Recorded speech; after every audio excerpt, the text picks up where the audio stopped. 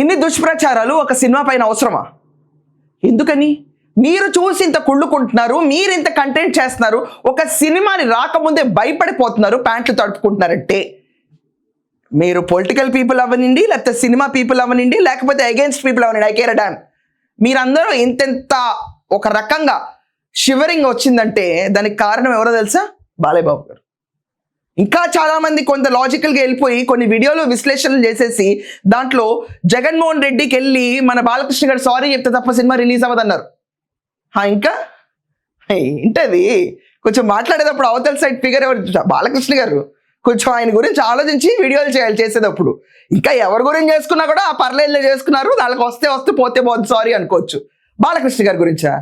ఆయన వెళ్ళాలా, సారీ చెప్పాలా? ఏదో వీడియో కంటెంట్ పెట్టాలని చెప్పి చేస్తున్నావు కానీ బ్రో, నీకు నిజంగా నీకు తెలీదా వీడియో పెట్టేవాడు ఎవరికన్నా కూడా? ఏంటి లెజెండ్ వెళ్ళి సీరియస్గా సారీ చెప్తారా? దేని గురించి చెప్పాలి? ఆయన అంటే అసెంబ్లీ సాక్షిగా సైకోగాడు అన్నందుకు ఈ సినిమా విడుదలను ఆపిచ్చేశారంట. ఆపిచ్చేసినందుకు బాలకృష్ణ గారు అర్జెంటుగా 10 మెట్లు దిగొచ్చేసి ఆ రోజు అన్న మాటకు సారీ చెప్పాలని చెప్పి కొన్ని వీడియోలు పెడతారు. కంటెంట్ లేకపోతే లేనంటే ఏడవాలి, లేకపోతే జై బాలయ్య అనుకున్నా కూడా మీరు పైకి వస్తారు. నేను మరీ చెప్తున్నాను, ఇలాంటి ముష్టి కంటెంట్లు పెట్టడం వల్ల ఒక రోజు పెట్టిన కంటెంట్కి 5,000 వ్యూలు రాకుండా ఊసిపోతారు బాలయ్య బాబు గారు అభిమానులు. ఇది ఫ్యాక్ట్.